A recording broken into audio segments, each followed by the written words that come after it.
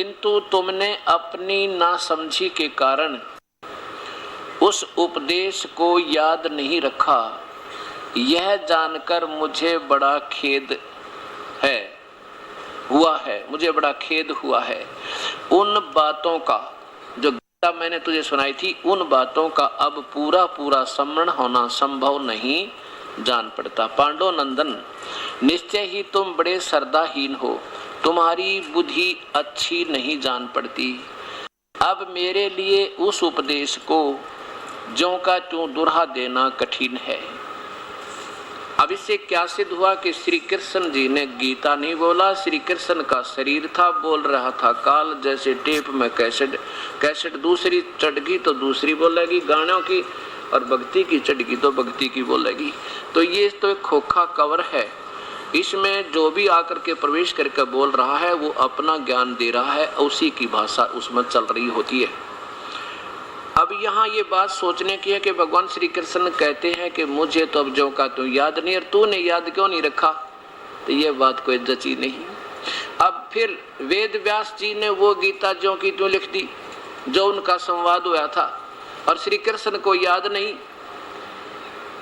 समझदार को संकेत बहुत होता है, बार बार कहना अच्छा सा भी नहीं लगता है, क्योंकि ये काल ने फिर इस वेदव्यास जी, महर्षि वेदव्यास जी के शरीर में प्रवेश करके वो वेदों को, गीता जी की रचना करवा दी जो आज हमारे सामने।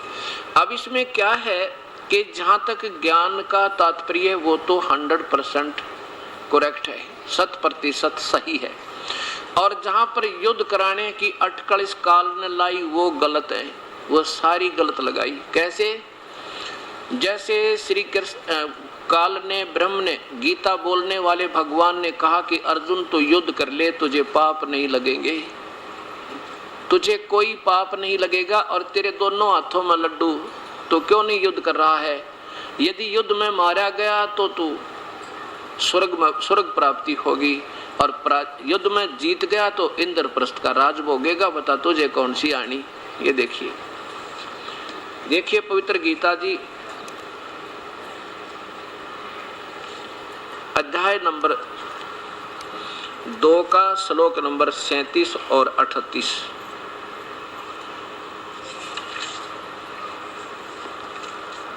यही पवित्र गीता जी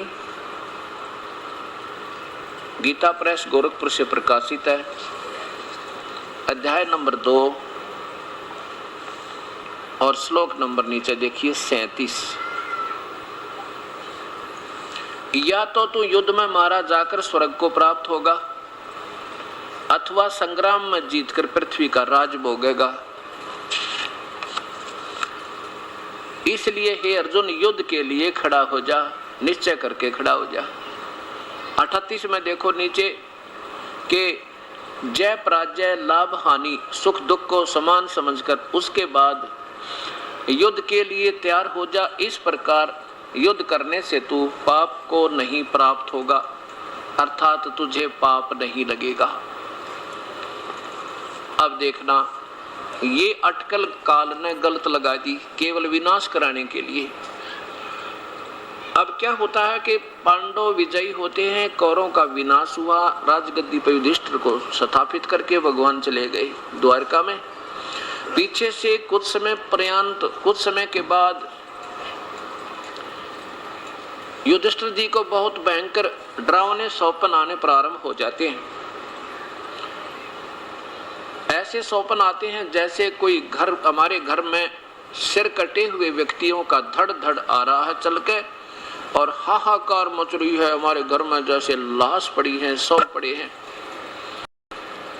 और मानो करोड़ों बहन अपनी चूड़ियां पड़ी हैं, अपनी मांग को उजाड़ रही हैं और कह रहे हैं कि राक्षस राजा, तूने हमारे पतियों का खून पी के क्या मिल गया।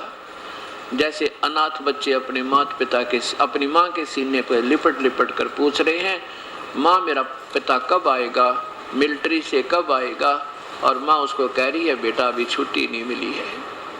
जो विनाश को प्राप्त हो चुके, वीर गति को प्राप्त हो चुके थे योद्धागण, उनके बच्चों, उनके घर में ऐसा संताप हो रहा है। इन विचारों को करके रात को बैठ जाता है युधिष्ठिर, निंद्रा आनी बंद हो जाती है।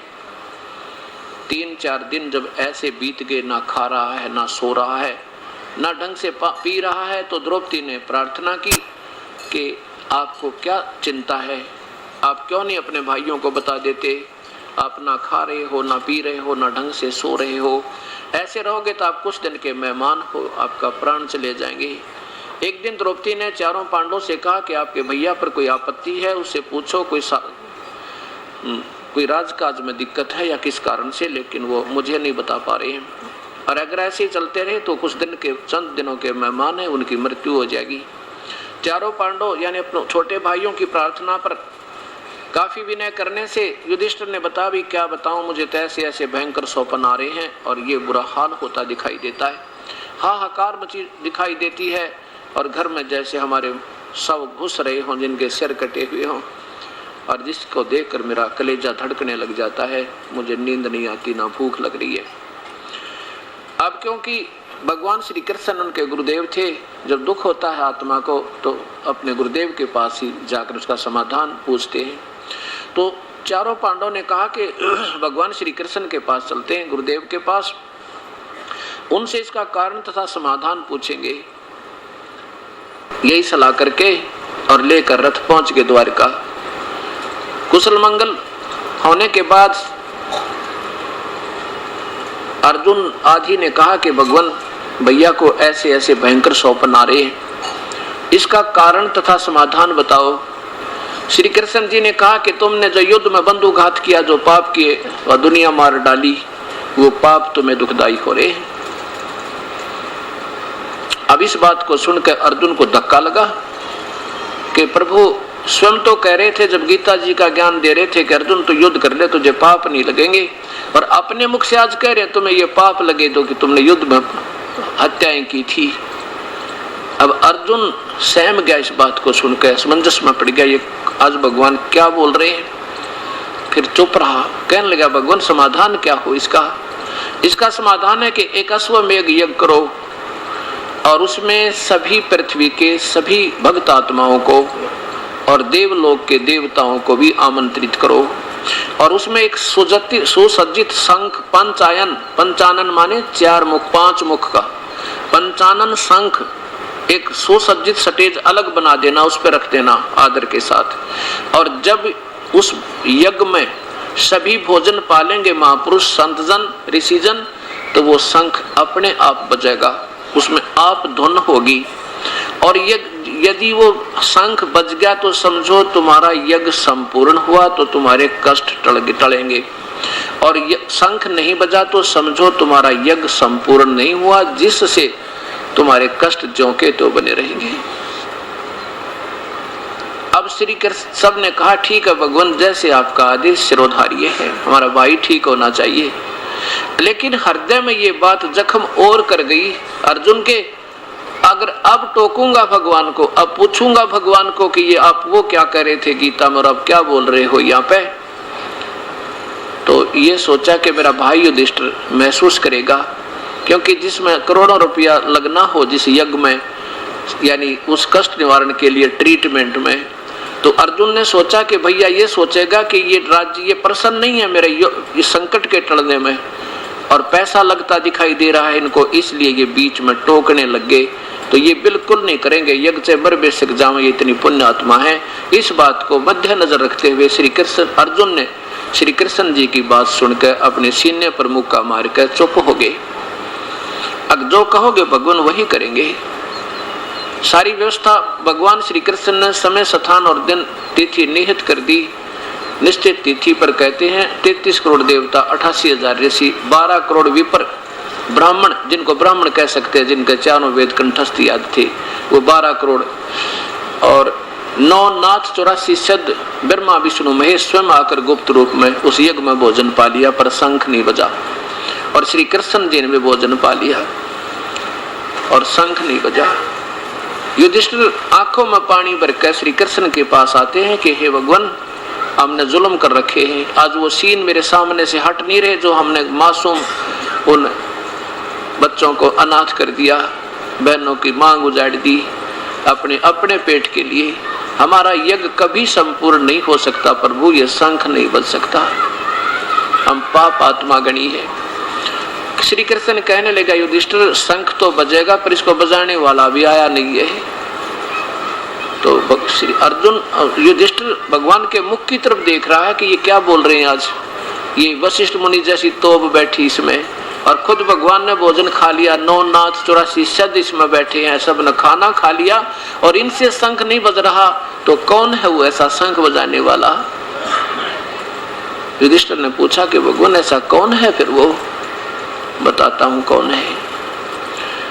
वो सुदर्शन नाम के एक सुपच हैं, ऐसे ऐसे उस क्षेत्र में इस दिशा में रहते हैं, उनको आमंत्रित तुमने किया या नहीं किया? युधिष्ठिर ने कहा कि उस क्षेत्र में आमंत्रित करने की ड्यूटी, सेवा जो है भीमसेन को दे रखी थी। पूछते हैं क्या कारण रहा, इन्होंने महापुरुष को किस लिए नहीं आमंत्रित किया, या किया तो वो किस कारण से नहीं आए, भीमसेन बुलाए। युधिष्ठिर ने पूछा कि भीमसेन भगवान कह रहे हैं कि ऐसे ऐसे एक सुदर्शन नाम के सुपच महापुरुष थे, उनको आपने आमंत्रित किया या नहीं किया? अब भीमसेन ने बताया कि मैंने आमंत्रित तो किया था, लेकिन वो तो कुबोल आदमी है, कुबोल है, बहुत गलत बोलता है। श्री कृष्ण बोले भाई क्या बोला, कुछ बताना तो चाहिए था तूने आकर हमारे को, ताकि उसका कोई समाधान ढूंढते।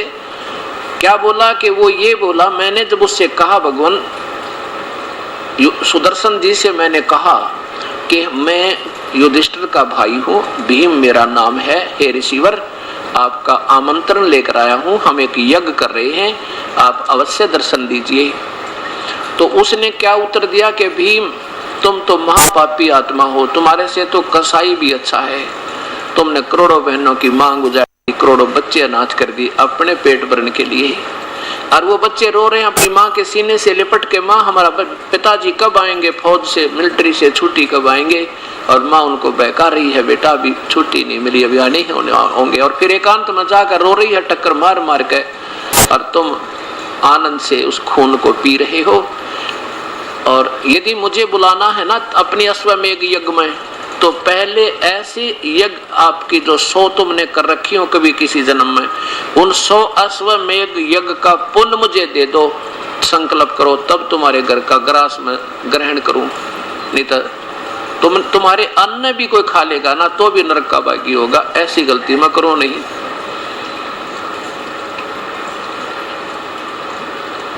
तो श्री कृष्ण को मालूम था ये भी पहलवान दिमाग का आदमी है, ना जाने क्या कहा होगा। श्री कृष्ण ने पूछा कि आपने क्या कहा? फिर भीम बोला जी मैंने ये कहा कि मैंने अगर मेरे भाई का और मेरे गुरुदेव का डरना होता तो बाबा जी तुझे कूट कर जाता मैं, और तूने आना ना आना तो कोई दिक्कत नहीं।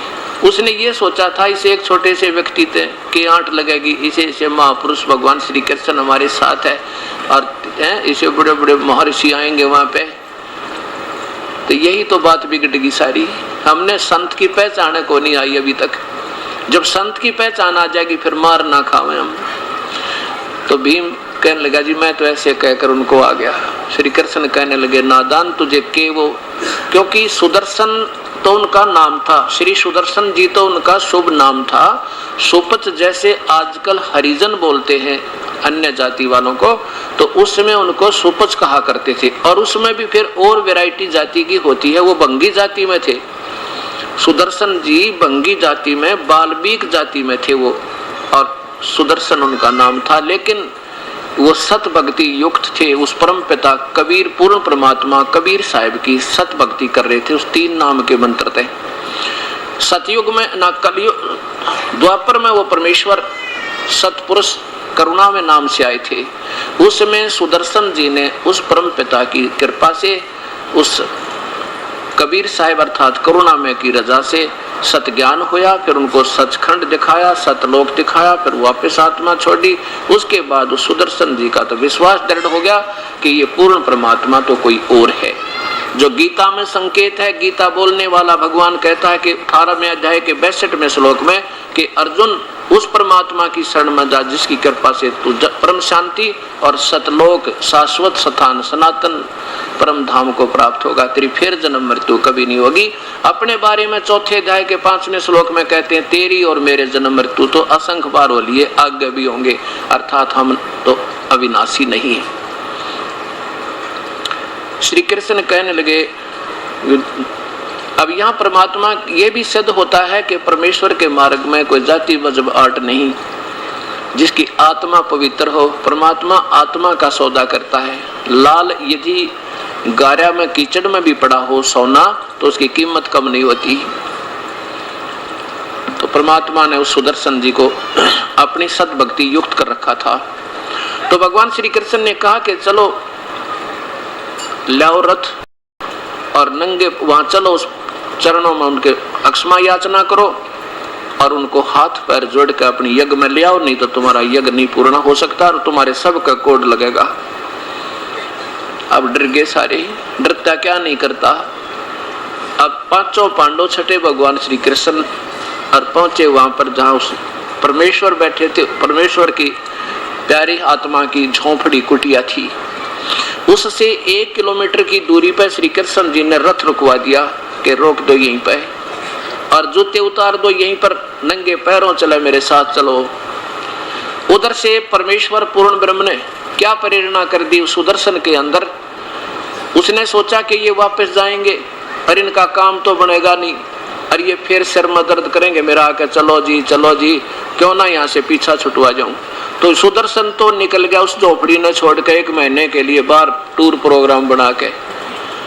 उधर से भगवान ने अपने प्यारी आत्मा की, कबीर परमेश्वर ने, पूर्ण ब्रह्म ने अपनी प्यारी आत्मा का की इज्जत रखने के लिए और अपनी सत भक्ति और समर्थता का प्रत्यक्ष प्रमाण देने के लिए उसी अपनी प्यारे भक्त सुदर्शन जी का रूप बना के कुटिया में उसकी झोंपड़ी में विराजमान हो गए। अब देखो कुदरती बात होती है, जब लोहा चुंबक के पास जाता है तो उसके बस की बात नहीं, वो आकर्षित हो जाता है। ऐसे ही प्यारी आत्मा जो प्रभु के सामने जाती है वो अपने आप ही उसकी तरफ आकर्षित हो जाती हैं। जो ही श्री कृष्ण और पांचों पांडव उस झोंपड़ी के सामने खड़े हुए तो श्री कृष्ण जी ने देखा ये तो परम शक्ति विराजमान है, क्योंकि वो परमात्मा थे। परमात्मा होती है उच्च आत्मा, श्री कृष्ण जी परमात्मा है, अच्छी आत्मा है। और उनको आभास हुआ कि तो आम व्यक्ति नहीं है। एकदम दंडवत प्रणाम किया श्री कृष्ण जी ने, क्योंकि ये सतोगुण भगवान भी है। दंडवत प्रणाम किया तो पांचों पांडवों ने भी फिर दंडवत प्रणाम किया उस सुदर्शन समझ के उस परम पिता को।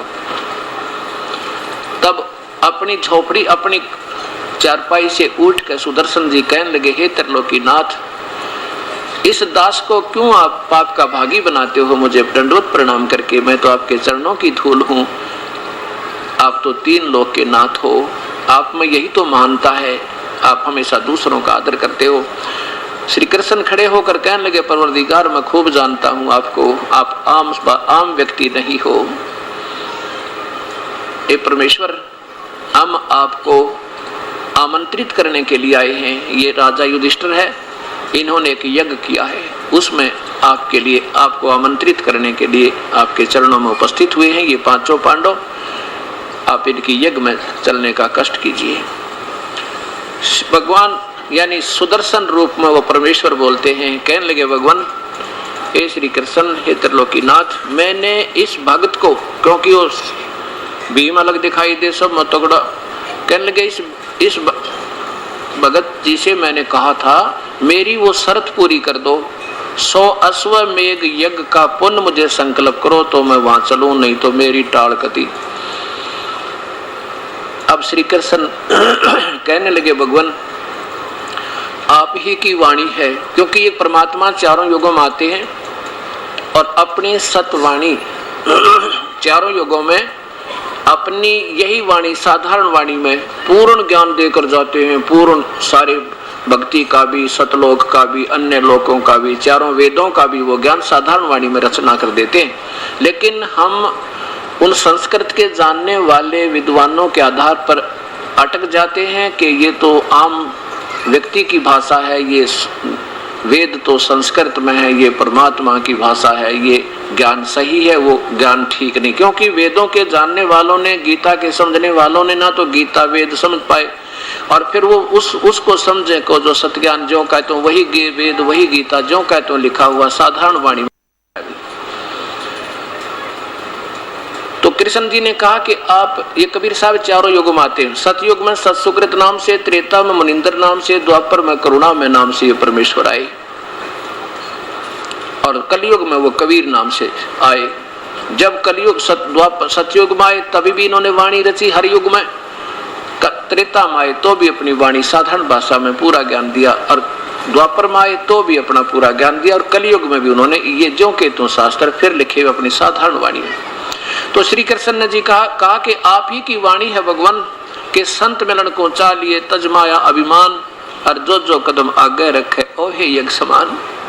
कैसे आना चाहिए संत के दर्शनार्थ? जैसे कोई भयंकर बीमारी से ग्रस्त व्यक्ति, चाहे कितना ही उच्च पोस्ट हो, चाहे कितना धनवान हो, और जब वो चलता है उस मेडिकल की तरफ चलता है, जब पीजीआई की तरफ चलता है, जब ऑल इंडिया की तरफ, फिर देखा उसको ना तो अपनी पोस्ट याद रहती और ना उसको अपना वो धन याद रहता, तो फैक्ट्री का मालिक है, उसको ना अपनी इज्जत याद रहती ना बेइज्जती याद रहती, उसको केवल अपना जीवन याद रहता, मेरा रोग कटे है परमात्मा, बड़ा भयंकर रोगग्रस्त हो गया मैं तो वहां डॉक्टर कहता जाओ रिपोर्ट लाओ, वो पर्ची बनवाता है, जाओ उसके लिए लेट जाओ, लेट जाता है, कमीज निकालो निकाल देता है, जाओ टेस्ट करवा के लाओ करवा के लाता है, कहता बैठ जा पीछे, वो बैठ जाता चुप करके, उस समय कुछ याद नहीं उसके, तू फैक्ट्री का मालिक है या तू कोई प्रधानमंत्री है। ऐसे जब हम संत मिलने के लिए सत्संग में आते हैं तो अपने अहम को, अपने पद और धन के अहम को बाहर ही रख दे, और यहाँ ऐसे हमें जैसे हम मरीज हो भयंकर बीमारी के, और वास्तव में हम बहुत भयंकर मरीज हैं, जन्म और मृत्यु का हमारा दीर्घ रोग लगा हुआ है, और ये इस सत्संग स्थल में जो ज्ञान होगा, और ये वो मेडिकल है, ये वो ऑल इंडिया है इस जन्म मृत्यु के रोग काटने वाला, बाकी और किसी संत के पास या जड़ी नहीं है। तो ऐसे कहा कि संत मिलन को चालिए तजमाया अभिमान, ऐसे आने वाले प्राणी को एक कदम का पुण्य एक कदम भी रख दिया, एक अश्वमेघ यज्ञ के तुल्य पुण्य होता है। तो श्री कृष्ण जी कहते हैं भगवान देखो ये पांचों पांडव आज इन आप अंतर्यामी हो, देख लो इनके हृदय में झांक के, आज कति रड़क नहीं इनके मन में, बिल्कुल सीधे हो रहे हैं, इनसे नरम आज कोई नहीं पृथ्वी पे। और ये और छठे हम द्वारकाधीश, ये तो वैसे सतोगुण भगवान थे, इनमें तो अभिमान कभी था ही नहीं। कहते हैं कि अब आप देख सकते हो, अब ऐसे आने का जो पुण्य आपकी तरफ एक कदम का एक अश्व एक यज्ञ तुल्य पुण्य बनता है, तो वहां से लेकर इंद्रप्रस्थ से लेकर यहाँ तक हमारे जितने कदम बने परमेश्वर, उनमें से 100 रख लो और बाकी हमारी झोली में डाल दो, हमारा भी कल्याण हो। अब कहते हैं साधु दर्शन, साधु भूखा भाव का धन का भूखा ना, अजय कोई धन का भूखा हो साधु भी ना। अब वो तो उनको विनम्र करना चाहते थे परमात्मा, किसी प्रकार इनके मन का खोट निकल जाए, जब तक यजमान का अधीनी भाव नहीं होगा तो किया हुआ अनुष्ठान बिल्कुल व्यर्थ होता है। इसलिए परमेश्वर ने उसको, जैसे इंजेक्शन लगाने से पहले ना एक सेपरेट का वो लगाते हैं, डॉक्टर सेपरेट को लगाते हैं एक फवा सा, वो स्थान को नरम भी करता है और जरम रहित कर देता है, तब वो इंजेक्शन लगी दवाई काम करती है, नहीं तो और बीमारी हो जा साथ में। ऐसे ही विनम्र करके तब ये उपदेश और ये अनुष्ठान कराए जाते ताकि ये पूर्ण काम कर सके और इसमें कोई खरपतवार ना पैदा हो जाए। तो तब उस रथ में बैठा के परमेश्वर को और लेकर पहुंच गए यज्ञ मंडप में। वहां क्या था कि 88,000 ऋषि और 33 करोड़ देवता ऊंच आसन पर बैठे बड़े गर्व के साथ, और 9 नाथ 84 सिद्ध वहां पर विराजमान है। और जब देखा उस जैसे कोई जंगली व्यक्ति होता है, घुटनों तक की धोती, टूटे हुए जूते और दाढ़ी बड़ी हुई, जैसे 15 दिन हो गए उस सेब बना के किए ने, और ऊपर के छोटे छोटे ऐसे उलट पुलट से घुंघराले बाल, और जैसे जंगली लोग रहते हैं ऐसा व्यक्ति, ऐसी वेशभूषा में वो परमेश्वर वहां पर विराजमान हुए। श्री कृष्ण जी ने अपने हाथों एक गद्दला बिछाया, आसन लगाया, उनका बिछौना बिछाया और श्री वो विराजमान हुए सुपच रूप में परमेश्वर। वहां पर बैठे हुए वो विद्वान वो जितने बैठे थे ऋषि और महर्षि ऐसे मुख पर पल्ला करके हंस रहे हैं, कहते हैं ये लाए हैं शेर ढूंढ के, ये करेगा इनकी यज्ञ पूर्ण, हम क्या करें, इनके पाप ही ज्यादा हैं, हम क्या करें। अपने ऊपर कोई नहीं लेता, अपने हम कमजोर गणे हैं ना, अपनी हार कोई मानता है कोई नहीं। और जब हार मान जा तो भगवान कति निकट है, बिल्कुल साथ है। जा जिस दिन हम हार मान लेंगे कि हमारी साधना भी गलत है क्योंकि गीता से नहीं मिलती, और हमारी जो आज तक वर्षिप भी ठीक नहीं थी क्योंकि हमारे पवित्र शास्त्र से नहीं मिलती, तो परमात्मा पा गया, सही विधि मिल जाएगी और बेड़ा पार हो जाएगा। ऐसे ही भगवान मिलता है। अब श्री कृष्ण ने द्रौपदी से कहा बहन, क्योंकि अर्जुन के भगवान श्री कृष्ण की बहन सुभद्रा ब्याही थी और द्रौपदी भी अर्जुन से ब्याही थी, इसलिए बहन का भी नाता प्रयोग कर रहे थे भगवान। कह रहे थे बहन पार्वती द्रौपदी एक काम कर, अब बढ़िया भोजन बना इस महापुरुष के लिए, इस महापुरुष के भोजन खाने से तुम्हारी यज्ञ संपूर्ण होगी। अब द्रौपदी ने 2 घंटे लगाए चूल्हे पर अग्नि जला के, और ना जाने नाना प्रकार के आइटम 56 प्रकार के भोग तैयार किए।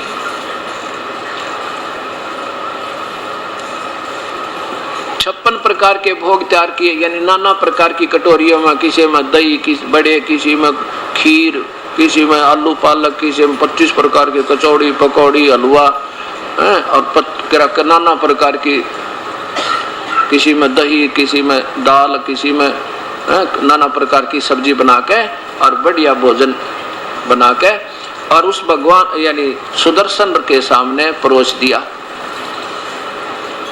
अब सुदर्शन जी ने क्या किया, अब द्रौपदी ने सोचा तो ये था कि ये घास फूस तोड़ कर खाने वाला व्यक्ति आज इतना स्वादिष्ट भोजन खाएगा, उंगली चाटता रह जाएगा और 6 जगह जाकर भी महिमा गाएगा कि द्रौपदी जैसा भोजन आहार मैंने कभी नहीं किया। ये भी खाना बनाने वाली बहन का एक विशेष दृष्टिकोण होता अतिथि के लिए, वो प्रतिदिन बनने वाले भोजन से ज्यादा अच्छा भोजन अतिथि को के लिए तैयार करती है कि कहीं ये ना कह दे कि उस ऐसी बहन का खाना खाया उसने नमक मिर्च का भी ना पता था।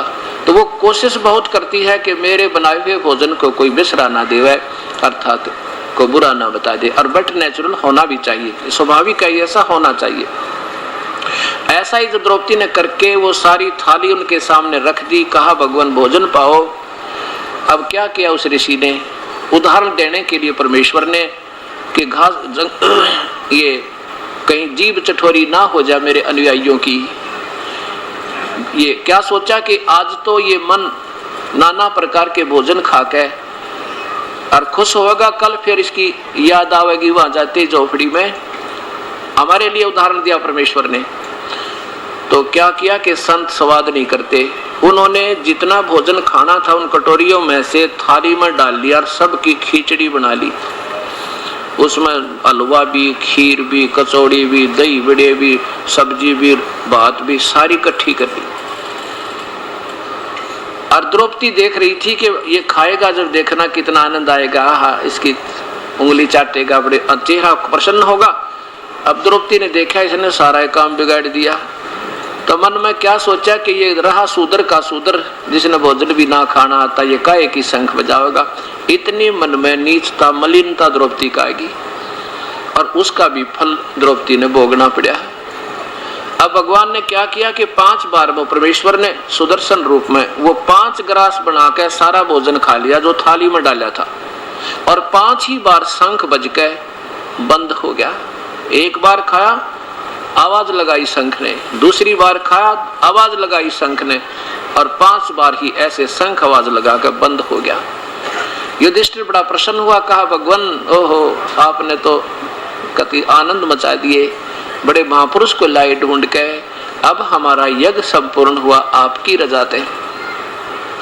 श्री कृष्ण कहने लगा भाई अभी यज्ञ संपूर्ण नहीं हुआ है, अभी तो ये शंख इतना जोर से बजना चाहिए था कि पूरी पृथ्वी पर इसकी आवाज जाएगी और तीनों लोकों में भी, स्वर्ग में भी इसकी आवाज जाएगी, इतनी मीठी मीठी आवाज होगी। अभी बात बनी नहीं। अब युधिष्ठिर फिर मायूस हो गया, हे परमात्मा अब कौन रह गया जिसको बुला के लाना होगा। श्री कृष्ण कहने लगे भाई कोई नहीं रहा इस पृथ्वी पे, और कहा कि ये जो आपने के एक वाल्मीकि दिखाई दे सा, एक चूड़ा सा दिखाई दे सा बंगी, ये इसके एक बाल के बराबर भी ये 3 लोक नहीं, इतनी समर्थ शक्ति युक्त है। अपने घर में कमी है भाई, किसी के मन में खोट है, उसको ढूंढते हैं। 3 लोक के मालिक है श्री कृष्ण, कोई छोटी बात नहीं। उसी से मैं पकड़ दिया, कहा दोष है। द्रौपदी बुलाई, द्रौपदी से पूछा बहन सच बताना, जब इस महापुरुष ने खाना खाया तेरे मन में क्या क्या विचार आए? और द्रौपदी ये आम व्यक्ति मत समझना इसको, ये तूने जो दिखाई देता ना ये वो नहीं है, इसके एक बाल के समान ये 3 लोग नहीं जिन पर हम चौधरी पाकरे। द्रौपदी कहने लगी भगवान क्या बताऊं, मैंने 2 घंटे तो धूमे में आंख फुड़वाई और इतना बढ़िया भोजन बनाया, तो मैंने ये सोचा था ये महाराज जी रोटी खाएंगे, रंगली चाटेंगे और ना जाने कित कित कहां कहां जा करके मेरी महिमा गावेंगे। और इन्होंने जब ये सारा काम बिगाड़ दिया, इसकी खिचड़ी बना दी, तो मेरे मन में खोट आ गया। मैंने ये शब्द कही कि ये शूद्र का शूद्र रहा, इसने काहे का शंख बजाना, काहे का शंख बजाएगा जब भोजन भी खाना ना आता। इस बात से भगवान श्री कृष्ण ने कहा द्रौपदी ये त्रिबुद्धिहीनता है, संत के बारे में ऐसे विचार आना भी तेरी मन हृदय मलिन हो गया, तेरे दोष की भागन होगी तू। अब ये संत ने आके तेरे घर पर रोटी खाई है, तेरे पैसा न किया इसने। देखो आपने ये हलवे पूरी बना कर संत मोल नहीं ले लिया, अपने घर पर 2 रोटी सब खाकर सोते, और इस जीभ से यहाँ से नीचे जाने के बाद सारे स्वाद बराबर हो जाते हैं, कि केवल शरीर पोषण ही इसका आहार मूल काम होता है आहार का। और द्रौपदी ये इतने गलत, तेरी गलत धारणा है। इस संत के पैर धोकर पीले चरणों का रेत समेत धूल समेत तो तुम्हारा काम बनेगा, नहीं तो तुम तो सीधे नरक के बागी हो। अब मरता क्या नहीं करता, लाई प्रात उठा के द्रौपदी अपने हाथा धोए उस परम संत के पैर, और धो के पैर डाल के कटोरे में, और धूल भरे पैरों को चरणामृत को आधा पी लिया। जब द्रौपदी ने, जब श्री कृष्ण ने कहा बहन आधा मुझे भी दे दो, इसे परमेश्वर तुल संत के चरणों की धूल कब को प्राप्त हुए। आधा श्री कृष्ण ने पिया, आधा पिया द्रौपदी ने। उसी समय उस शंख ने ऐसी जोर की आवाज करी, मीठी मीठी मीठी मीठी, पूरी पृथ्वी पर और स्वर्ग लोक तक उसकी मीठी मीठी आवाज गई। और उस समय पूरी पृथ्वी पर ऐसा हो गया जैसे बसंत ऋतु होता है, फलों से लदपद हो गए सब वृक्षों, जो पहाड़ों पर भी वो वृक्ष थे वो भी फूलों और फलों से बिल्कुल लदपद हो गए, और एकदम सारे में बसंत बहार छा गई। बोलो सतगुरुदेव की जय। उसके बाद क्या होता है, एक समय की बात है। अब देखो हमने गीता जी के वही 7वां अध्याय फिर याद रखना है।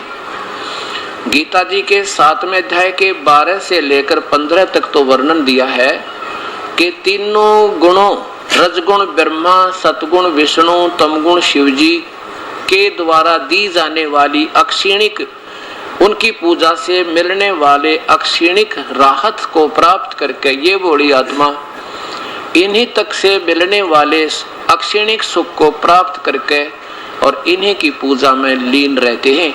ये मूर्ख लोग मुझे भी ना बजते अर्जुन, ये ब्रह्म बोल रहा है।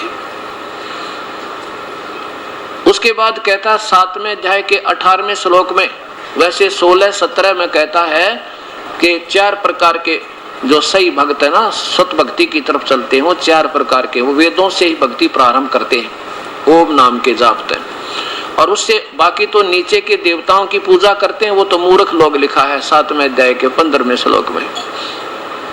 मूर्ख मूर्ख नहीं, कई लिखे हैं, ये फिर देख लो एक भाई। अब यहाँ तो प्रत्यक्ष सामने है और ये शास्त्र आपके घर पे भी होंगे, जाकर देख सकते हो। अब यहाँ पर क्या बताया कि तीनों गुणों की पूजा, रजगुण ब्रह्मा है, सतगुण विष्णु है, तमगुण शिव जी, इन तीनों गुणों की पूजा को करने वालों को राक्षस स्वभाव को धारण किए मनुष्यों में नीच और मूर्ख लोग दुष्कर्म करने वाले, भक्ति के बुरे कर्म करने वाले, देवताओं की पूजा, तीनों गुण ब्रह्मा विष्णु महेश से निमन सत्र की पूजा को, ब्रह्मा विष्णु महेश समेत और नीचे की पूजा को गीता बोलने वाला ब्रह्म रिजेक्ट करता है कि मूर्ख लोग करते हैं, वो तो दुष्ट आत्मा है। आपके सामने दास नहीं कह रहा, अपने शास्त्र बोल रहे हैं। फिर देखो, क्योंकि ये ऐसी कड़वी सत्य है कि एक बार कुनीन की तरह लगेगी आपको और फिर ये मीठी हो जाएगी, क्योंकि रोग कट जाएगा। फिर वो स्वादिष्ट लगेगी अपने को, जो आज कड़वी लगेंगी ये बातें, क्योंकि ये प्रमाणित है, वो अप्रमाणित थी। ये सिद्ध करने के लिए कि रजगुण ब्रह्मा है, सतगुण विष्णु, तमगुण शिव जी, इसलिए ये प्रमाण आपके सामने श्रीमद् देवी भागवतम सभाष्टिकम समातम, देवी भागवत का ये देवी भागवत पुराण, देवी पुराण के अंदर आपको दिखा रहा हूं। खेमराज श्री कृष्ण दास प्रकाशन बंबई, ये यहां से प्रकाशित है। इसके तीसरे स्कंद में देखिएगा, अत श्रीमद् देवी भागवते बासा टीका युक्ते तृतीय स्कंद प्रारंभते। इसमें भगवान शंकर स्वयं कह रहे हैं अपनी माँ दुर्गा से, दुर्गा इनकी माता है और ब्रह्म काल इनका पिता है, ब्रह्मा विष्णु महेश का। ये देखिएगा 7वां श्लोक, ये 7वां समाप्त हुआ, 8वां प्रारंभ होता है। हे माता, शंकर भगवान कह रहे हैं दुर्गा को, हे माता, यदि हमारे ऊपर आप सदा आप दया युक्त हो तो हमको तमोगुण में किस प्रकार प्रदान किया और ब्रह्मा रजोगुण हरि विष्णु को सतोगुण क्यों बना दिया। फिर देखो, ये एक बार सुने यकीन ना हुआ, आपका 20-20 बार सुनोगे जब बात बनेगी। हे माता, यदि हमारे ऊपर सदा आप दया युक्त हो तो हमको तमोगुण में किस प्रकार प्रदान किया, ब्रह्मा रजोगुण और हरि सतोगुण। अब संस्कार देखो, हरि माने विष्णु। ये 7वां श्लोक समाप्त हुआ, 8वां प्रारंभ होता है। यदि दया धर्मना न सदा अंबिके कथम अहम मैं, शंकर जी कह रहे हैं कि अहम मैं विहित बना दिया क्यों तमोगुण है, मुझे तमोगुण क्यों बनाया। और कमल जय, कमल से उत्पन्न होने वाले ब्रह्मा को रजोगुणम, रजोगुण संभव रजोगुण बना दिया। और सुहित के मुत सतोगुण हरि और विष्णु को आपने सत्व गुण क्यों बना दिया। इति सिद्धम के ब्रह्मा विष्णु महेश ये तीनों गुण हैं, रजगुण ब्रह्मा, सतगुण विष्णु, तमगुण शिव जी। ये पवित्र शास्त्र देवी भागवत ने सिद्ध कर दिया और ऐसे ही शिव महापुराण भी इसी का प्रमाण देता है।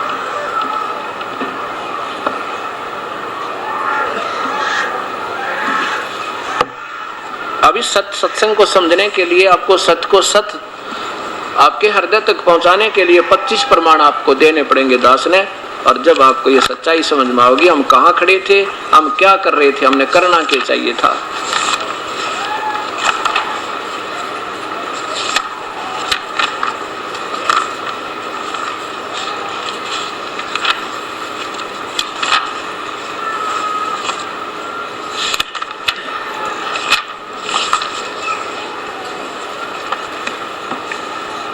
ये श्री शिव पुराण में प्रमाण देता हूं कि ब्रह्मा विष्णु महेश तीनों में गुण है, ये गुण युक्त है। और ये गीता प्रेस गोरखपुर से प्रकाशित है। इसके अनुवाद करता कौन है, संपादक है हनुमान प्रसाद पोदार, और वही गीता प्रेस गोरखपुर से ये मुद्रित है। इसमें देखिएगा अध्याय नंबर 9 का, अध्याय नंबर 9 यह समाप्त होता है। इससे ऊपर है, इस प्रकार ब्रह्मा विष्णु तथा रुद्र इन तीनों देवताओं में गुण है, तीनों देवताओं में गुण है, लेकिन परंतु शिव गुणातीत माने गए। शिव ये काल है, ये शिव काल है सदाशिव, जिससे ब्रह्मा विष्णु की और महेश की उत्पत्ति हुई है, ये इनका पिता है। इसी में मैंने कल और परसों लगातार दिखाया, बार बार नहीं दिखाना चाहता आपको। अब इसमें ये सिद्ध हो गया कि रजगुण ब्रह्मा है, सतगुण विष्णु, तमगुण शिव जी।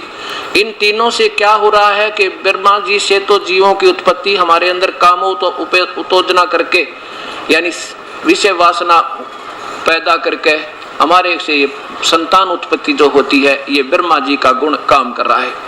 और आपस में मोह ममता, एक दूसरे में भाई का बहन से, पुत्र का पुत्र पुत्री में, संपत्ति में, माता पिता में, जो हमारा एक दूसरे के साथ एक दृढ़ नाता मोह जोड़ दिया, हम मर तो कल जहां पर हृदय नहीं हट सकता, हमारे आपस के नाते थे।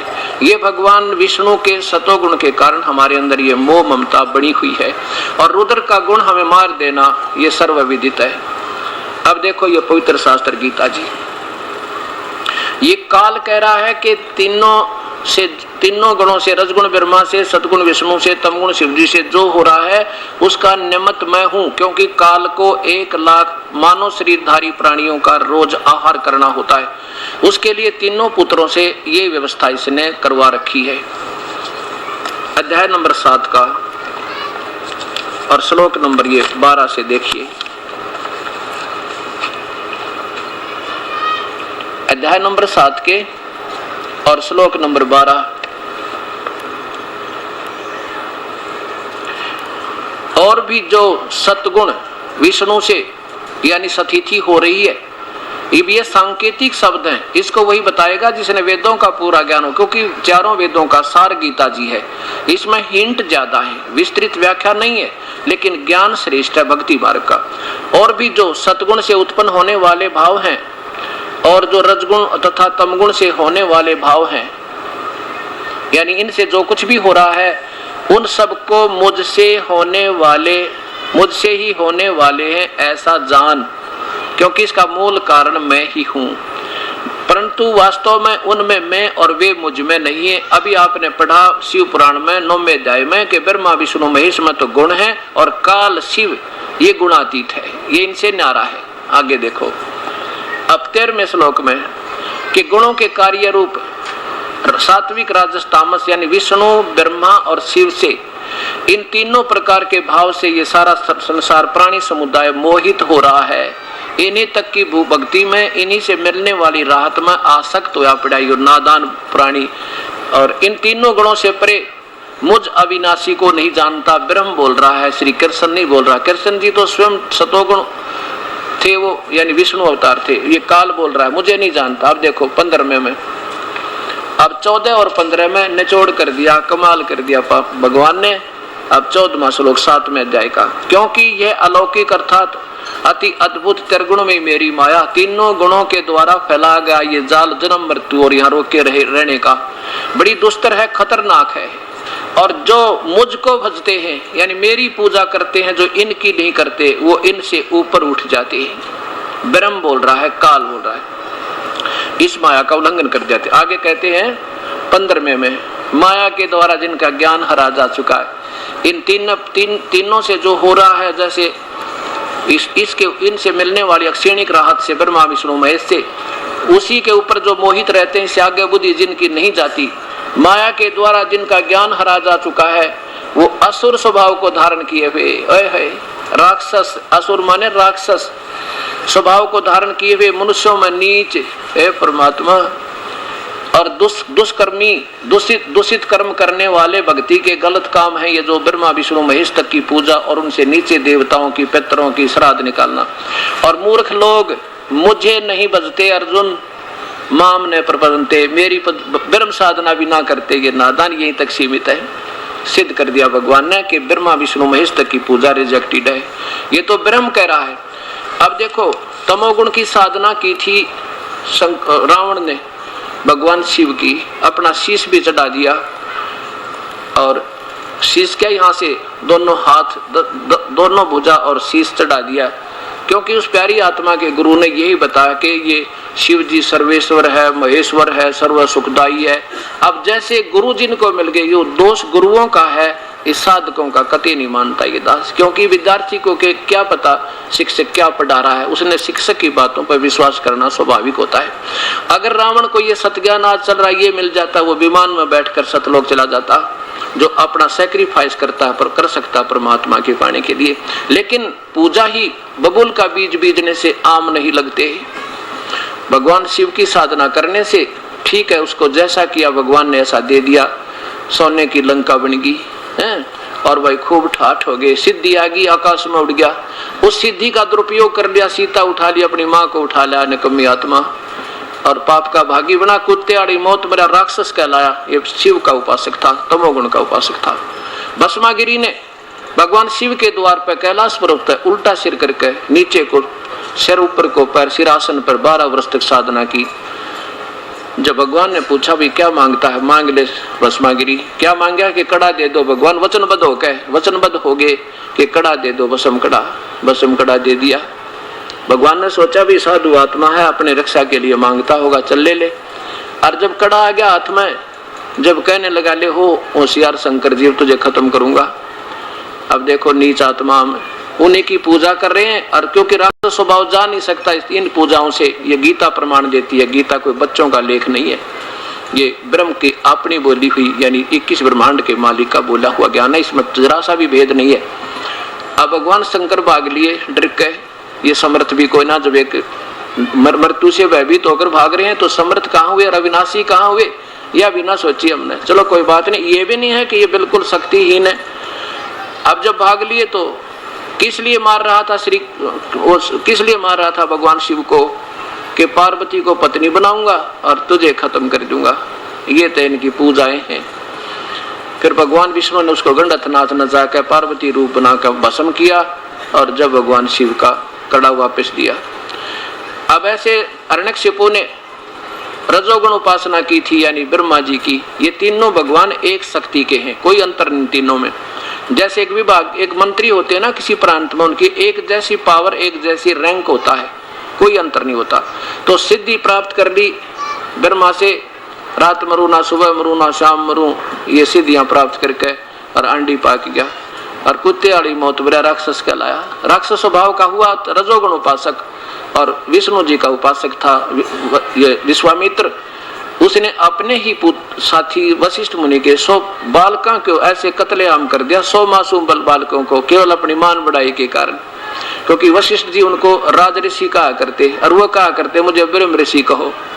तो क्यों राज ऋषि कहता, मेरी बेइज्जती करता है। और इस द्वेष में अपने ही साथी वशिष्ठ मुनि के विश्वामित्र ने 100 बालकों की हत्या कर दी। तो यहाँ इसलिए गीता में लिखा है कि तीनों गुणों के उपासक, ये तो राक्षस स्वभाव को धारण किए हुए, मनुष्यों में नीच, बुरे कर्म भक्ति के, और मूर्ख मुझे बिना बजते नादान। एक और उदाहरण देता हूँ क्योंकि इसका लिंक है आपस में। ये तो रामायण और महाभारत की तरह आपने 100 बार सुनना पड़ेगा, जब ये सत्यान हृदय में समा होगा आपके। एक बार कुंभ का मेला भरा हरिद्वार में, आज से 350 वर्ष पूर्व। वहां पर ये यानी तमोगुण के उपासक कौन कौन है, नाथ परंपरा के, ये कनपाड़े नाथ, ओगड़ नाथ, जो बिल्कुल नंगे रहते हैं, और ये गिरी पुरी, ये सारे इकट्ठे हो गए अपने अपने खेमों में। और विष्णु जी के उपासक, सतोगुण के उपासक वैष्णु साधु, ये भी पहुंच गए अपने न्यारे खेमे में इकट्ठे हो गए। और जब आया वो स्नान करने का समय, हर की पैड़ी हरिद्वार में, वो पहुंच गए, सारे के सारे चल पड़े, अपने अपने प्रस्थान किया स्नान के लिए। सबसे पहले नंगे महात्मा वो नागा पहुंच गए, और की पैड़ियों पर खड़े हो गए घेर के सब स्थान को। कहने लगे बाकी सभी बाहर खड़े हो जाओ, पहले हम स्नान करेंगे, हम सर्वश्रेष्ठ हैं, हम इच्छा हैं, हम निर्गंध हैं, त्यागी और बैरागी हैं, हम सर्वश्रेष्ठ हैं, पहले स्नान करेंगे। अब वैष्णु साधु आगे आए फिर दूसरे नंबर पे। वो कहने लगे, वो पूरा झुंड के झुंड, ग्रुप के हजारों की संख्या में आकर कहने लगे कि तुम काहे के श्रेष्ठ हो, पशु की तरह नंगे फिरते हो, तुम टट्टी के हाथ भी नहीं धोते, सरड़ फरड़ गलीज, बाहर निकलो, हम सर्वश्रेष्ठ हैं, हम वैष्णव उपासक हैं, हम बिल्कुल सत भक्ति करते हैं, ऐसा है वैसा। अब नान नून तब भूल गए, स्नान तो गए भूल, और मुक्कम मुक्का, लट्ठम लट्ठा। कहते हैं तलवार निकाल लाए और बाले निकाल लिए, छुरी निकाल ली। 25,000 वो दोनों ग्रुप उस हर की पैड़ी पर कत्लेआम कर दिया, और भगवान भूल गए। अब यहाँ बताते हैं परमात्मा कबीर साहब के, तीर तुपक तलवार कटारी जमदड़ जोर बदावे हैं, और हर पैड़ी हर हेत ना जाना, और वहां जाकर चलावे हैं। ये काटे शीश नहीं दिल करुणा, वो जग में साध कमावे हैं, और जो जन उनके उपदेशी हो जा, उनको भी नरक ले जावे हैं। ये भी खतरनाक कहानी है भाई। अब क्या बताया कि तीनों गुणों के उपासक ये राक्षस स्वभाव को धारण किए हुए। बता, एक आम व्यक्ति नहा रहे हो ना 5-4 किसी घाट पे, और कोई वृद्ध आदमी आ जाए या कोई कह दे भाई मैं भी नहा लूं, वो कहेंगे आ जाओ आप भी नहा लो, और थोड़ा थोड़ा स्थान दे दिया करे, नहा लो कोई बात नहीं। और इन लोगों का तो आम व्यक्ति से भी बद व्यवहार, जब ये नहाने के ऊपर लड़का मर गई, ये कहाँ के संत। तो गीता जी की बातों को हमने श्रेष्ठ मानना होगा, जो इसमें लिखा ये अक्सर गलत नहीं, लेकिन इसको समझने की कमजोरी इन संतों की, इनके पास ये 5वें वेद का ज्ञान नहीं था। और 5वां वेद यानी वो सौसम वेद जो है, ये कुंजी है या ताड़ी है सारे खजाने के सब सदग्रंथों को खोलने की। ये इस दास को दी मेरे परमेश्वर ने, कबीर परमेश्वर ने मेरे गुरुदेव के माध्यम से इस दास पर जाकरी आप पुण्य आत्माओं के लिए खजाना खोल दिया भी है। अब यहाँ तक तो रिजेक्ट हो गए तीनों गुणों के उपासक तो मूर्ख लोग, राक्षस स्वभाव का धारण किए, ब्रह्मा विष्णु महेश और पितर पूजनीय, श्राद्ध निकालनी है, गीता में मना किया। ये और देख लो 9वें अध्याय का 25वां श्लोक। देखो भक्तात्माओं, यदि भक्ति करनी है तो अपनी पवित्र गीता जी को अपने फेर पढ़ना होगा। पहले ये सच्चाई भी अपने तक नहीं आ पाई। 9वें अध्याय का 25वां श्लोक,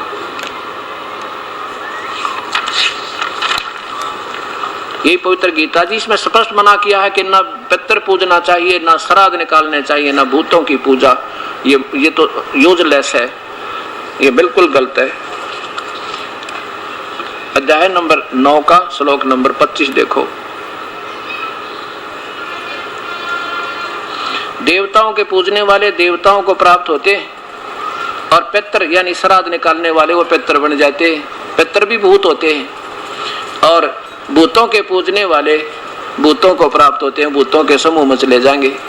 और इस प्रकार मेरा पूजन करने वाला मुझे ही प्राप्त होते हैं। इससे क्या सिद्ध हो गया कि भगवान गीता में मना करता श्राद्ध निकालने को, और ये श्राद्ध निकालने की सलाह जो संत देता वो शास्त्र विरुद्ध साधना कर और करा रहा है। इसलिए 16वें अध्याय के 23वें श्लोक में लिखा है कि जो शास्त्र विधि को त्याग कर जो मनमानी पूजा करते हैं, ना उनकी गति हो, ना सिद्धि हो, ना कोई सुख हो। यही कारण हुआ कि हमारे पूर्वज भूत बन गए, पितर बन गए, और उन पितरों की पूजा हम लगे, हम भी पितर बनेंगे, क्योंकि ये भगवान का संविधान अटल है, इसमें कोई चेंज नहीं कर सकता। हमने चेंज होना पड़ेगा, हमने पूजाएं त्याग कर सद्भक्ति करनी पड़ेगी, जैसे संकेत गीता जी में दिया है कि उस संत ने ढूंढ कर, परम संत ने, और उस परमेश्वर की साधना कर लो तो तुम्हारा बेड़ा पार होगा, नहीं तो वे जन्म मृत्यु या 84 लाख तुम्हारी बनी रहेगी। अब क्या बताया कि पितरों की पूजा नहीं करनी, श्राद्ध नहीं निकालने, और हम सभी कर रहे। हिंदू समाज क्यों कौन करवा रहा कि हमारे पूर्वज बूढ़े बाड़े थे और वो गुरु लोग थे जिनका गीता समझ में ना आई, वह पेट भर अपने स्वार्थ वसीन भोली आत्माओं को गुमराह कर दिया, और सब पितर बन रहे हैं, भूत बन रहे हैं, और फिर वही पूजा कर रहे हैं, क्योंकि यह समझ में बात आई नहीं। गीता में लिखा है हम इसके विरुद्ध कर रहे हैं तो वही बन रहे हैं। अगर हम इसको त्याग कर सद्भक्ति करेंगे, ना पितर बनोगे, ना श्राद्ध निकालने, ना भूत बनोगे, टंटा कट गया, तो हम वो क्यों ना करें जिससे सारे झंझट मिटे, हमारा कष्ट भी निवारण हो। अब इसके लिए प्रमाण क्या देता हूं कि एक जैसे क्या आड़ लेते हैं ये लोग संतजन, ये कहते हैं कि पुराणों में लिखा है, पुराणों में कि श्राद्ध निकालो। अब देखो पुराण जो है, पुराण तो किसके द्वारा बोलेगी, कोई मार्कंडेय ऋषि द्वारा, कोई वशिष्ठ मुनि द्वारा, कोई ब्रह्मा के द्वारा, कोई विष्णु के द्वारा, कोई शिव के द्वारा, और ये गीता बोलेगी ब्रह्म के द्वारा। ये तो भगवान का कॉन्स्टिट्यूशन है, संविधान है, इसमें जो करना है और नहीं करना है सब मेंशन्ड है, वर्णन है इसके अंदर। हमने इसके विरुद्ध करते हैं तो कानून तोड़ दिया, और ये आदेश किसी ऋषि विशेष का या अधिकारी का है, वो मान्य नहीं है, जो शास्त्र इस कानून के विरुद्ध है। जैसे एक कल भी उदाहरण दिया था परसों, एक किसी व्यक्ति का दोस्त SHO था, थानेदार, और उसने अपने दोस्त से कहा, थानेदार से, कि मेरा एक पड़ोसी बहुत दुखी कर रहा मुझे, के इलाज करूं, रोज तंग करे शराब पी के, और मेरे बताओ आप क्या समाधान करूं।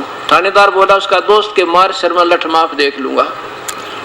अब थानेदार की हिम्मत मान के, क्योंकि उसमें SHO को बहुत बड़ा अधिकारी माना करते, और जाके उस अपने पड़ोसी के सर में लठ मारा, मारते मर गया।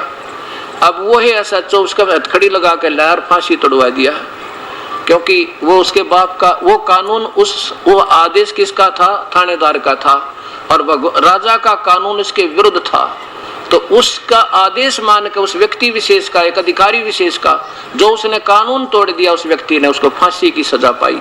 ये कानून में लिखा था। ऐसे ही ये जो आदेश हैं, जो पितरों के या किसी ऋषि के श्राद्ध निकालो, नवरात्रि करो, फलाना करो, ये तो एक व्यक्ति विशेष, ऋषि विशेष के आदेश हैं और भगवान के कानून के विरुद्ध है, इसलिए इनको सजा भोगनी पड़ती है। इसका प्रमाण दिखाता हूँ। मार्कंडेय पुराण गीता प्रेस गोरखपुर से प्रकाशित है, इसमें दिखाता हूं। पहले थोड़ा सा मौखिक बताऊंगा। एक रुचि नाम का ऋषि, वेदों का ज्ञाता, वेदों में इस कर्म कांड को बंद किया है कि मूर्ख लोग करते हैं ये पूजाएं, ब्रह्मा विष्णु महेश तक की, और श्राद्ध श्रुद्ध निकालना मूर्खा का काम है, बेवकूफों का कति। तो ऋषि ने, रुचि ऋषि ने ये सोचकर अपनी साधना वेदों अनुसार प्रारंभ कर दी, शादी भी ना करवाई, केवल मुक्ति को महत्व दे करके। कहते हैं जब वो 40-45 वर्ष का हो गया रुचि, उस समय उसके पिछले 4 पितर दिखाई दिए। पिछले 4 पितर, वो स्वयं तो गलत साधना करके पितर बन गए, और उनका वंशज वो बेचारा रुचि ऋषि अपना मुक्ति का मार्ग ढूंढ लिया वेद पढ़ के, अब वो भी फंसा लिया उनने। कैसे फंसा लिया? कहा बेटा रुचि, तूने शादी क्यों नहीं करवाई? शादी तो बहुत अच्छा काम है, इसमें शादी करा के पितरों की पूजा करे, भूतों की पूजा करे, अतिथियों की सेवा करे, देवताओं की पूजा करे, उसका अच्छे लोकों में जाकर के कहते हैं उच्च लोकों में सुख प्राप्त होते हैं। उच्च, ये तो गीता में मना किया कि मूर्ख लोग इन अन्य देवताओं की पूजा करके उन देवताओं वाले लोक में तो चले जाते हैं, पर अक्षणिक सुख है वो शीघ्र ही नरक में गिर जाते, इसलिए पूजा गलत है। और फिर रुचि कहता है हे पितर महो, वेद में तो इस श्राद्ध श्रुद्ध निकालन को मूर्खों की पूजा बता रखी है, फिर आप मुझे क्यों लगाते हो इस कर्म में? और स्वयं पितर भी कहते हैं हाँ बेटा ये बात तो आपकी सही है कि वेद में इस कर्म को महाविद्या का, इसमें कोई झूठ नहीं। और फिर अपने संदेश पहुंचाते हैं, ऐसा है पितर ये कर देते हैं, पितर वो कर देते हैं, कोई बात ही पितर कर देते हैं, पितर आप भूखे मरे, बताओ वो क्या कर देते हैं। अब ये सोचना होगा कि हमने अब अपने मूल शास्त्रों को फिर संभालना होगा, जिससे हम इन बुराइयों से और इन संकटों से बच सकें जो हमारे पवित्र शास्त्र बना करते हैं। ये मार्कंडेय ब्रह्म पुराणांक कार्यालय, कल्याण कार्यालय, गीता प्रेस गोरखपुर, इसमें देखिए 237 पृष्ठ पे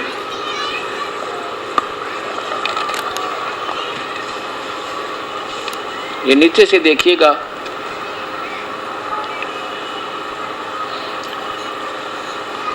रौप्य ऋषि मुनि की उत्पत्ति की कथा। ये देखो मार्कंडेय जी कहते हैं, यहाँ देखो पितर बोले, मैंने मौखिक सुना दिया, इसका सारा वर्णन ये है। पितर बोले बेटा, विहा सर्ग और अपवर्ग का हेतु होने के कारण एक पुण्य कार्य है, उसे तूने क्यों नहीं किया? तूने क्यों नहीं किया? ग्रस्त पुरुष समस्त देवताओं, पितरों, ऋषियों और अतिथियों की पूजा करके पुण्य में लोगों को प्राप्त होते हैं। वह सभा के उच्चारण से देवताओं को, सवधा के शब्द से पितरों को आदि आदि की पूजा करते हैं। और फिर क्या बताते हैं? रुचि ने कहा पितरगण यहाँ लाओ, ये ऊपर देखो, ये 4 पितर दिखाई देते हैं। ये ऋषि को, ये आगे करो, यहाँ तक करो, ये चारों पितर रुचि ऋषि को दिखाई दिए, भूत बने हुए थे, दादे परदादे बाप, गलत साधना करके वेदों के विरुद्ध। अब ये क्या कहता है रुचि ऋषि कहता है, देखो नीचे लाओ। रुचि ने पूछा पितर महो, वेद में कर्म मार्ग को अविद्या कहा है,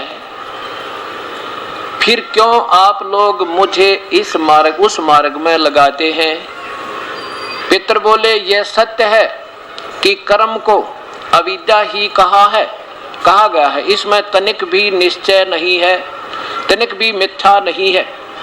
फिर और क्या बच गया? फिर तो इनकी अपनी तगड़मबाजी है। फिर भी इतना है कि निश्चित है कि विद्या की प्राप्ति में, कर्म के कारण में, विहित कर्मों में पालन करने को मनुष्य का, ये उनके अपने तुक्के हैं, ये हमने कतई नहीं चाहिए। जब ये स्वयं कहते हैं कि वैसे मूर्खों की पूजा है पितर पूजा करना, श्राद्ध निकालना, और फिर अपने बच्चे को जो अपना जीवन कल्याण करवा लेता वो भी फंसा दिया अपनी तगड़मबाजी ला के। अब पिछले किसी के 4 पितर दिख जा, कालजा पाट जा आदमी का, और भाई डरता पूजन करे ना करे तो करने लग जा। तो ऋषि इस रुचि ऋषि के साथ या बन गई बेचारे के साथ। अब हमारे साथ ऐसा ही बना है, जब तक हम परम संत कबीर परमेश्वर की शरण में नहीं आएंगे इतने ये पितर ने दुखी करेंगे, और जब इसकी शरण में आ जाएंगे ये देवता भी और पितर भी किनारा पकड़ जाएंगे। और हम एक मंत्र देते हैं आपको, पहला मंत्र जो होगा उसी के कारण आपके पितरों की भी गति हो जाएगी, वो पितर नहीं रहेंगे और दुनिया उनको कुछ भी मिलो पर वो पितर भूत नहीं रहेंगे, उससे ये भी कल्याण टंटा कट जाएगा आपका। अब प्रसंग चल रहा था 7वें अध्याय के 18वें श्लोक में लिखा है कि 4 प्रकार के फिर ब्रह्म साधना करते, 3 भगवान है, ब्रह्म, परब्रह्म और पूर्ण ब्रह्म। ब्रह्म साधना का ज्ञान 4 वेदों और पवित्र गीता जी में है, पूजा की विधि का, और उससे भगवान प्राप्ति नहीं होती। ओम नाम के जाप से केवल अन्य उपलब्धियां होती हैं, ये काल यानी ब्रह्म की प्राप्ति नहीं होती।